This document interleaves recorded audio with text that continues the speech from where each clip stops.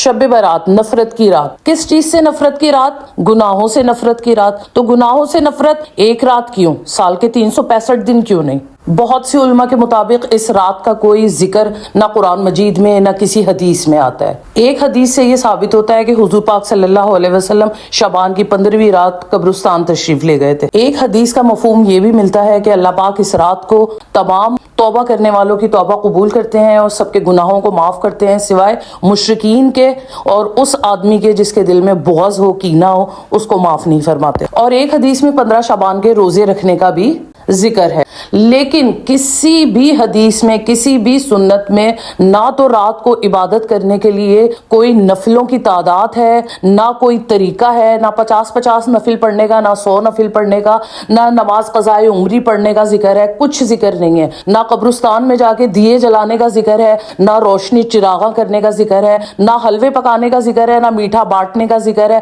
نہ پٹاخے چلانے کا ذکر ہے. کسی چیز کا کوئی ذکر نہیں ہے. اگرچہ حدیث میں کہیں پہ بھی ثابت ہے تو وہ صرف اللہ تعالیٰ کی عبادت اور روزہ رکھنا. ٹھیک ہے، تو روزہ تو حضور پاک صلی اللہ علیہ وآلہ وسلم ہفتے کے 2 دن میں پیر اور جمعرات کو روزہ رکھتے تھے، اور ایام 20 یعنی اسلامی تاریخ کی جو 13، 14 اور 15 تاریخ کا روزہ رکھتے تھے. اور شعبان میں سب سے زیادہ روزے حضور پاک صلی اللہ علیہ وآلہ وسلم رکھتے تھے. ایک طرح سے رمضان کی تیاری کے لیے روزے رکھتے تھے اور عبادت کرتے تھے. اور 15 شعبان کے بعد روزے رکھنے کو اس لیے منع فرمایا حضور پاک صلی اللہ علیہ وسلم نے تاکہ آنے والے رمضان کے لیے ہمیں توانائی کم نہ ہو جائے اور ایسا نہ ہو کہ جس مہینے کے روزے فرض ہیں ہم وہ نہ رکھ سکیں. اس لیے 15 شعبان کے بعد حضور پاک صلی اللہ علیہ وسلم نے روزے رکھنے کو منع فرمایا. اور ہر مسلمان کا فرض ہے قرآن و سنت کی روشنی میں ہر بات کی تحقیق کرنی کہ ہم کسی گناہ میں تو مبتلا نہیں ہیں. اور جب قرآن و سنت کی روشنی میں ایک بات کھل کے سامنے آ جائے